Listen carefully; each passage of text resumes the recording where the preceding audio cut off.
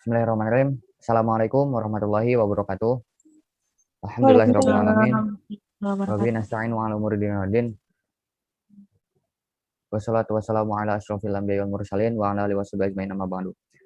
Pertama-tama marilah kita panjatkan puji dan syukur kehadirat Allah Subhanahu wa taala yang telah memberikan nikmatnya kepada kita semua sehingga kita dapat kembali bertemu ya via daring pada kesempatan kali ini. Salam dan salam semoga tercurahkan kepada junjungan alam Kanjeng Nabi Muhammad SAW, kepada keluarganya, kepada para sahabat, kepada para tabiin, tabiatnya, dan terlupa kepada kita semua selaku umatnya hingga yaumil kiamah. Amin ya Allah ya alamin.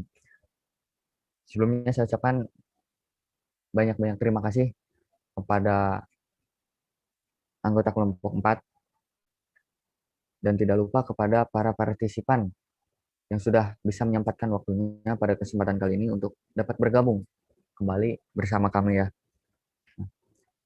Sebelumnya kami dari kelompok 4 ya, PKM atau pengabdian kepada masyarakat, pada kesempatan kali ini ya Alfian Nur Faizi. Saya di sini nggak sendiri ya. Ada Teh Nenden Oktaviani, ada Teh Andini Mustika Putri, ada Teh Hani Alfianti Lestari, dan yang terakhir ada Teh Selin Marcella. Pada kesempatan kali ini, kami akan menjelaskan materi hadis tentang to'on atau wabah adalah kesyahidan. Ya, jadi kesempatan kali ini menjelaskannya hadis tentang to'on wabah adalah kesyahidan. Biar nggak lama-lama ya, langsung saja ke materi pertama, yaitu pembacaan teks hadis dan terjemahnya yang akan dibacakan atau dipaparkan atau dijelaskan oleh Teh Andini Mustika Putri. Untuk Teh Andini, waktu dan tempat saya persilahkan. Ya, baik, terima kasih moderator. Ya, teman-teman semuanya, di sini saya akan membacakan hadis tentang wabah taun adalah kesyahidan. Bismillahirrahmanirrahim. Haddasana Hamidu bin Umar al-Bakrawi, haddasana Abdul Wahid yakni bin Ziyad, haddasana Asimun an Hafsata binti Sirin qalat qalali Anas bin Malik bima mata Yahya bin Abi Amroh qalat qultu bitta'un qala Rasulullah sallallahu alaihi wasallam at-ta'unu syahadatu likulli muslim rawahu Muslim. Artinya, menceritakan kepada kami Hamid bin Umar al-Bakrawi, menceritakan kepada kami Abdul Wahid bin Ziyad, menceritakan kepada kami Asim dari Hafsah binti Sirin. Ia berkata, Anas bin Malik berkata kepadaku, Yahya bin Abi Amroh meninggal karena apa? Aku berkata karena taun. Lalu Anas berkata, Rasulullah Shallallahu Alaihi Wasallam bersabda, taun adalah kesyahidan atau dihitung syahid bagi setiap muslim. Hadis riwayat Muslim nomor 4944. Saya kembalikan ke moderator. Oke, terima kasih Teh Andini yang sudah membacakan teks hadis dan terjemahnya ya. Langsung saja kepada penjelasan secara hadis. Ini pembahasan yang luar biasa ya. Penjelasan kali ini akan dibacakan atau dijelaskan oleh Teh Selin dan Teh Hani. Di sini syarah hadisnya ya. Ibnu Hajar al-Asqalani memaparkan perbedaan pendapat mengenai penyebab orang yang malu syahid disebut syahid. Di antaranya, yang pertama itu pendapat An-Nadr bin Shumail, karena orang yang mati syahid maka hakikatnya dia itu hidup, seakan-akan ruhnya hadir dan menyaksikan. Yang kedua itu pendapat Ibnu Al-Anbari, karena Allah dan malaikatnya bersaksi bahwa surga diperuntukkan baginya. Terus yang ketiga, pendapat lain. Karena saat ruhnya keluar dari menyaksikan banyak karomah untuknya, atau dia menyaksikan keselamatannya dirinya dari api neraka, atau saat kematiannya dia tidak menyaksikan apapun kecuali malaikat rahmat, atau karena pada hari kiamat dia menjadi saksi diutus para rasul, atau malaikat bersaksi akhir yang husnul khotimah baginya, atau karena Allah bersaksi niat baik dan keikhlasannya dan lain sebagainya. Terima kasih sebelumnya kepada moderator udah memberikan waktunya kepada saya. Baik, selanjutnya yaitu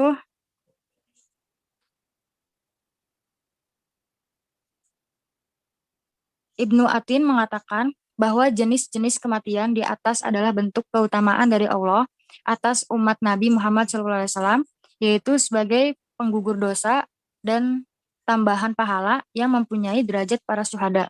Ibnu Hajar mengomentari bahwa kematian yang terhitung syahid di atas tidaklah sama tingkatannya. Hal ini berdasarkan hadis Amr bin Anbasah. Sesungguhnya Nabi ditanya jihad apakah yang paling utama, Nabi bersabda, siapa yang melukai kudanya dan mengalir darahnya, maksudnya perang di jalan Allah. Kemudian Ibnu Hajar membagi syuhada, orang-orang yang mati syahid, menjadi dua. Pertama, syahid di dunia dan di akhirat, yaitu dia yang berperang di jalan Allah dengan ikhlas dan tidak lari dari medan perang. Kedua, syahid di akhirat, yaitu kematian-kematian yang telah disebutkan di atas. Mereka diberikan pahala seperti pahala para syuhada atau yang mati berperang di jalan Allah. Namun tidak berlaku hukum-hukum mereka di dunia. Mungkin segitu saja pemaparan dari saya. Saya kembalikan lagi ke moderator. Oke, baik. Terima kasih Tania udah menyampaikan materinya. Berarti di next dulu PPT-nya. Nah, untuk selanjutnya, materi udah kami sampaikan ya, mulai dari teks hadis, terjemahan, sampai syarah hadis. Selanjutnya, kami membuka sesi tanya jawab bagi partisipan semuanya. Apabila ada yang ingin ditanyakan atau mau bertanya, kami persilahkan. Nanyanya mau langsung atau di chat juga nggak apa-apa. Kami open gitu. Silahkan ya. Nah, ada chat masuk nih dari Muhammad Agil Dwi Putra. Kayaknya bertanya, bagaimana gambaran tahun di zaman dahulu? Terus itu tahun merupakan azab dari Allah atau bagaimana? Pertanyaannya luar biasa ya dari Kang Agil. Oke, terima kasih Kang Agil sudah mau bertanya. Kami tombong dulu pertanyaannya. Ya. Barangkali di sini dari para pemateri ada yang langsung mau menjawab. Silahkan. Kami persilahkan, saya persilahkan gitu.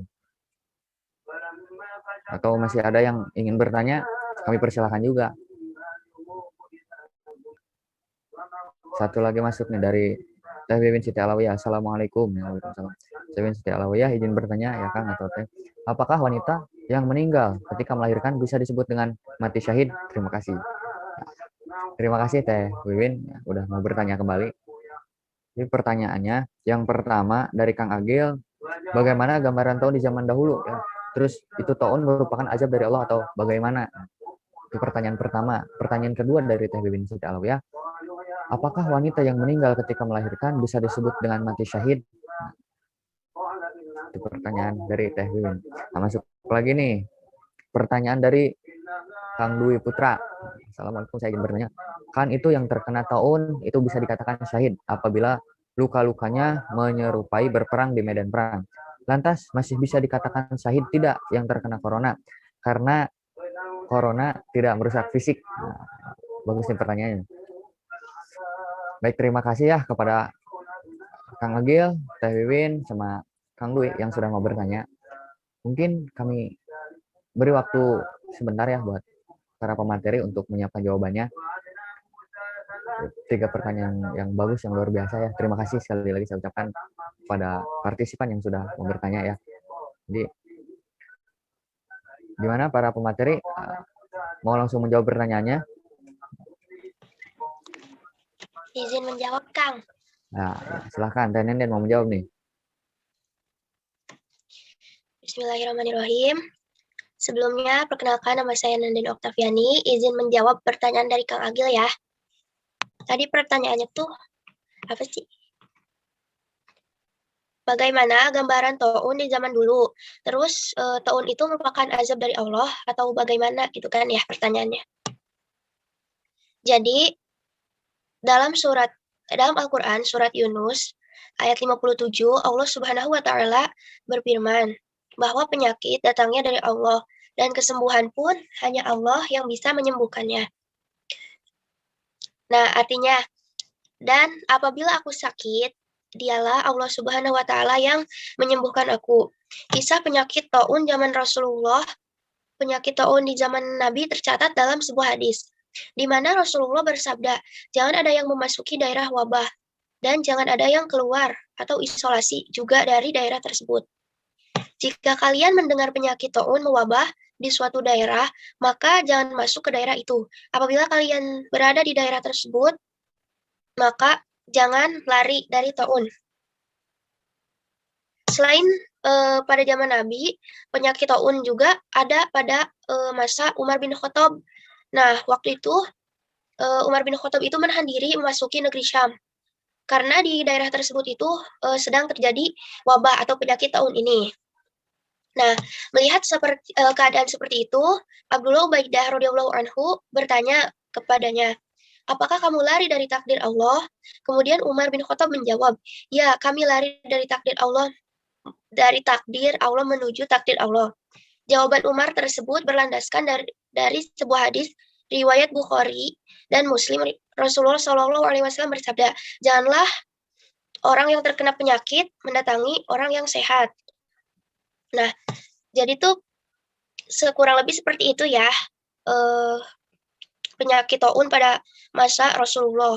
Terus tadi pertanyaannya tuh kan dua ya, sama apakah wabah ini tuh azab dari Allah atau bukan ya. Nah, jadi dalam Al-Quran itu kan disebutkan ya bahwa ada musibah, ada bala, ada juga azab.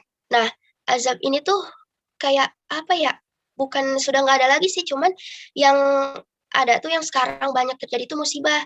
Jadi kalau azab itu biasanya hanya menimpa orang kafir, tidak menimpa orang beriman. Tapi kalau misalnya musibah itu menimpa keduanya. Orang kafir bisa, orang muslim juga bisa. Nah, definisi azab dalam Al-Quran itu diciptakan kepada umat terdahulu. Doa Rasulullah inilah yang kita bersyukur kepada Nabi. Nah, terus jadi corona ini ya, si wabah ini tuh bukan azab atau bukan siksa, tapi ini tuh peringatan. Jadi peringatan buat kita gitu, supaya menjadi lebih baik, terus tuh supaya eling gitu, biar ingat gitu sama Allah, biar ya lebih banyak mendekatkan diri kepada Allah gitu. Jadi ini tuh bukan azab gitu Kang, jadi peringatan buat kita-kita gitu. Mungkin segitu saja. Oke, baik, terima kasih. Ya, terima kasih. Terima kasih buat Teh Nenden udah menjawab pertanyaan dari Kang Agil ya. Jadi seperti itu ya Kang ya. Bisa diulang-ulang tadi kan sama Teh Nenden gitu jawabannya. Mudah-mudahan Kang Agil merasa jelas gitu ya dengan jawaban dari Teh Nenden. Baik, ada 2 pertanyaan lagi yang belum dijawab ya dari Teh Wiwin dan Kang Dwi. Teh Nenden udah menjawab nih. Barangkali Teh Hani, Teh Selin, dan Teh Andini mau menjawab pertanyaan dari Teh Wiwin atau Kang Dwi. Dipersilakan saja Teh. Baik Kang, saya akan menjawab pertanyaan dari Bang Dwi ya. Oke, silakan Teh. Pertanyaannya kan, itu yang terkena taun itu bisa dikatakan syahid apabila luka-lukanya menyerupai berperang di medan perang. Lantas masih bisa dikatakan syahid tidak yang terkena corona karena corona tidak merusak fisik. Sini jawabannya. Menurut murid Syahid Muhammad Al-Maliki ini, yang harus dilakukan dengan baik sesuai syariat di masa pandemi ini adalah menghindari terkena paparan wabah itu. Jika ada yang terpapar COVID-19 setelah berusaha menghindar sebaik-baiknya atau karena tugas dia menolong proses penyembuhan orang yang terkena COVID-19, lalu orang itu meninggal sebab COVID-19 tadi, maka dia meninggal dalam keadaan syahid. Secara umum, lanjut Gus Awai, cara menghindari wabah adalah dengan menjaga kesehatan, memakai masker, physical distancing, serta menghindari kerumunan. Sebab menurut dia, sikap menghadapi wabah itu bukan dengan dilawan, tapi dihindari. Bagi yang sudah terpapar virus corona, maka harus diobati semampunya. Jadi di sini itu, kenapa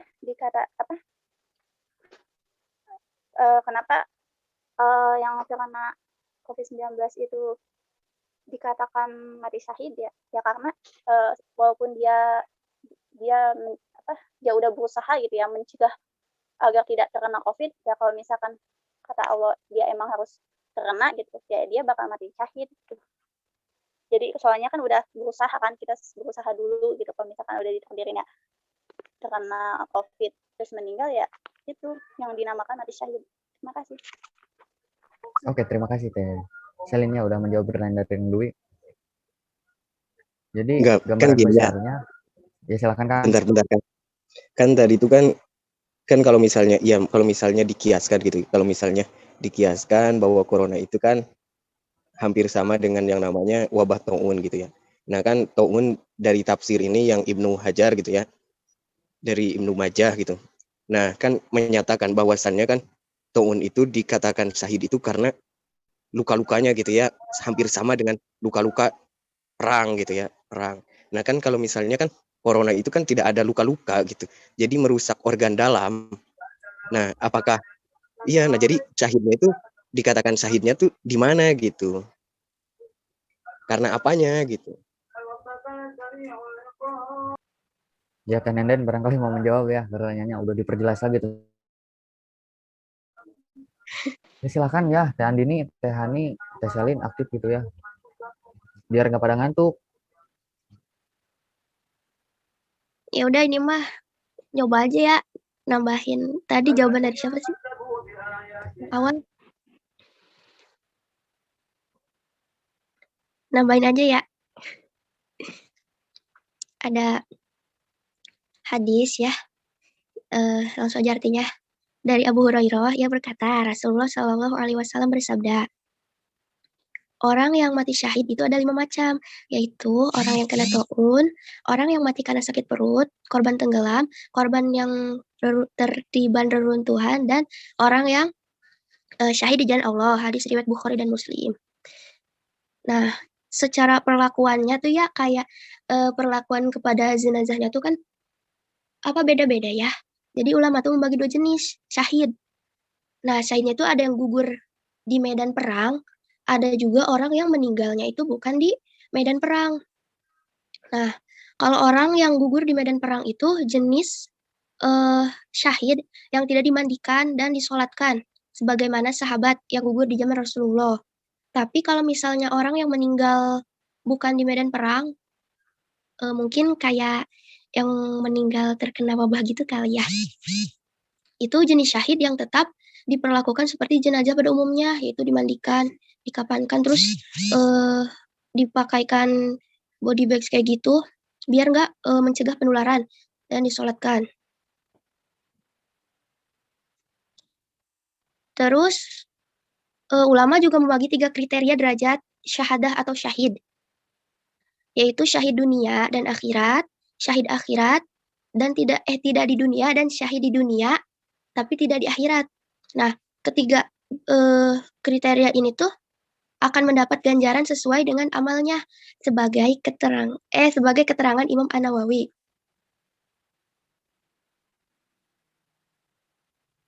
Jadi pertama itu syahid di dunia dan akhirat itu orang yang yaitu mereka yang gugur di medan perang.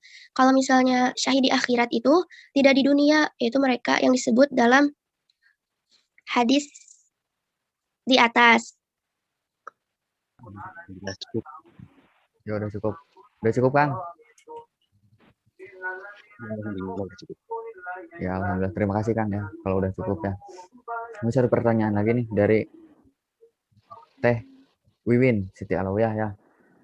Dan ini Teh Hani gimana? Satu pertanyaan lagi nih. Saya izin menjawab, Kang. Oke, silakan. Mohon maaf tadi pertanyaannya apa ya, Kang? Oke, saya bacakan lagi ya pertanyaannya ya. Dari Teh Wiwin, apakah wanita yang meninggal ketika melahirkan bisa disebut dengan mati syahid? Nah, Ya. gimana Teh? Udah jelas pertanyaannya? Jelas, Kang. Izin menjawab ya. Jadi apakah gitu wanita yang melahirkan itu bisa yang meninggal karena melahirkan itu bisa disebut mati syahid? Ya baik. Sebelumnya saya akan menjelaskan sedikit. Jadi menjadi ibu itu merupakan sebuah karunia dan juga kesempurnaan bagi seorang wanita. Terlebih lagi tidak semua wanita mampu diberi kepercayaan untuk menjadi ibu.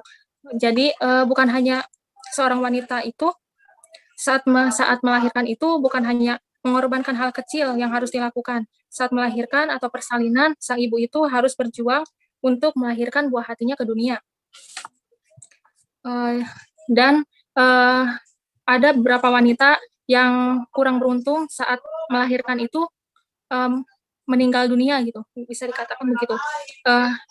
Ada hadis Rasulullah sangat menekankan gitu bahwa dalam hadisnya itu bahwa seorang wanita yang meninggal karena melahirkan itu derajatnya sama seperti orang yang mati syahid gitu, orang yang berperang, derajatnya sama seperti syuhada yang berperang. Jadi bisa dikatakan wanita yang meninggal karena melahirkan itu mati syahid. Ada hadisnya, hadis dari Abdullah bin Bushri radhiyallahu anhu, Rasulullah Shallallahu alaihi wasallam bersabda, artinya orang yang terbunuh di jalan Allah fisabilillah adalah syahid. Orang yang mati karena penyakit perut atau sakit perut adalah syahid, dan wanita yang mati karena melahirkan adalah syahid. Hadis riwayat Ahmad. Syekh Su'aib dan Adil Mursyid menyatakan bahwa sanad hadis ini sahih. Mungkin hanya itu yang bisa saya jawab. Saya kembalikan lagi ke moderator. Oke, baik. Terima kasih ya, Teh Andini sudah menjawab pertanyaan dari Teh Wiwin. 3 pertanyaan sudah kami jawab. Ya, sudah kami jawab. Mudah-mudahan jawaban dari kami cukup bisa membuat pemahaman lebih ya dari Akang Ete yang udah bertanya tadi. Mudah-mudahan jawaban kami juga bisa menambah pengetahuan juga buat Akang Ete. Ya. Ya, katanya tuh Teh Andini, terima kasih atas jawabannya.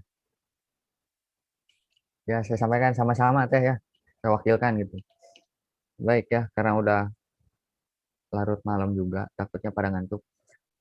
Kami cukupkan saja sesi tanya jawab ya.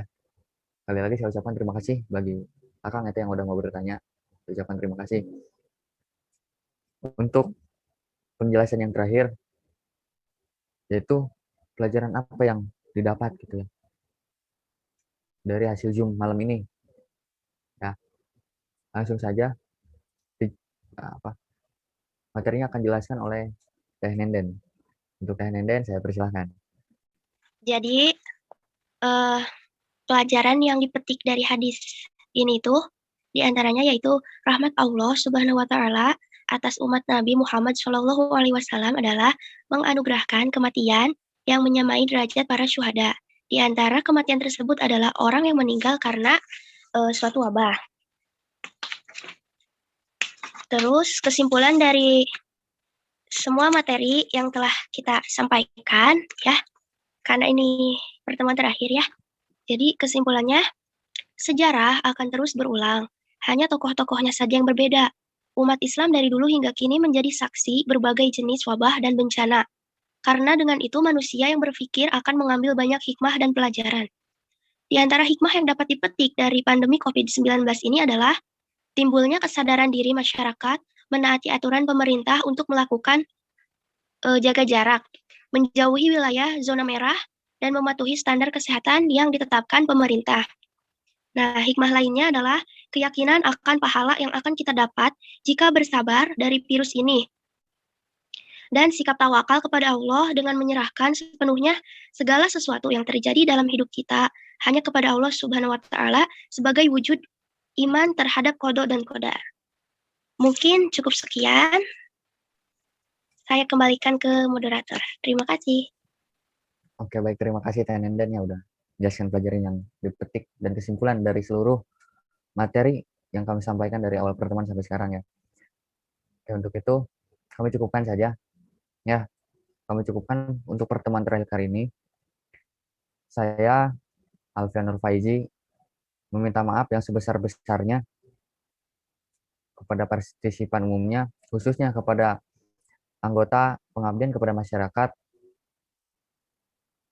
ya, semua anggota gitu. Saya mengucapkan mohon maaf yang sebesar-besarnya apabila dalam pelaksanaan PKM ini banyak ya kesalahan yang tidak terasa gitu dari saya, baik dari ucapan atau perbuatan dari hasil typing di grup gitu ya. Sekali lagi saya mohon maaf sebesar-besarnya. Terima kasih juga yang udah komitmen buat anggota PKM ya. Terima kasih yang buat udah yang berkomitmen dari awal sampai akhir bisa mengikuti PKM kali ini. Mudah-mudahan apa yang kita sampaikan, apa yang kita jelaskan itu bisa bermanfaat, khususnya bagi kita sendiri, umumnya untuk orang lain ya. Saya ucapkan banyak terima kasih kepada seluruh partisipan dari awal pertemuan sampai sekarang yang sudah menyita waktunya, ya, yang sudah menyisipkan waktunya untuk bisa bergabung dengan kami, walaupun itu di siang hari, pagi, siang, atau malam ya. Kami ucapkan banyak-banyak terima kasih. Mudah-mudahan ilmu yang kami sampaikan bisa diterima dengan baik. Ilmu yang kami sampaikan bisa menjadi pelajaran hidup untuk kita semua ya, apalagi di era pandemi seperti ini. Jadi kita bisa belajar dari wabah ini. Mudah-mudahan kita menjadi orang yang baik ya. Harapannya seperti itu. Mungkin cukup sekian saja ya yang bisa kami sampaikan. Sekali lagi saya mengucapkan mohon maaf dan banyak-banyak terima kasih ya. Banyak-banyak terima kasih kepada partisipan dan anggota kelompok PKM keempat. Oh ya, satu lagi. Saya terakhir ya, ini mah terakhir benar. Saya Alvanur Faizi ya mengucapkan selamat Hari Raya Idul Fitri ke 1442 Hijriah ya. Mudah-mudahan puasanya kita, ibadahnya kita di tahun ini bisa diulang kembali di tahun yang akan datang ya. Saya pribadi mengucapkan minal aidin wal faizin, mohon maaf lahir dan batin ya kepada seluruh partisipan dan anggota kelompok, umumnya kepada semua warga negara Indonesia yang menonton ya, yang hadir pokoknya ya. Dan mungkin segitu aja. Dari yang lain ada yang mau ngomong atau udah aja? Ya mungkin udah cukup aja ya karena udah malam. Baik, pertemuan terakhir ini saya cukupkan. Kurang lebihnya kami minta maaf karena kesempurnaan hanya milik Allah ya. Kita mah hanya manusia biasa yang bisanya berusaha untuk menjadi lebih baik lagi. Baik, kami cukupkan. Wallahul muwaffiq ila aqwamit thoriq. Wassalamualaikum warahmatullahi wabarakatuh. Waalaikumsalam. Waalaikumsalam warahmatullahi wabarakatuh.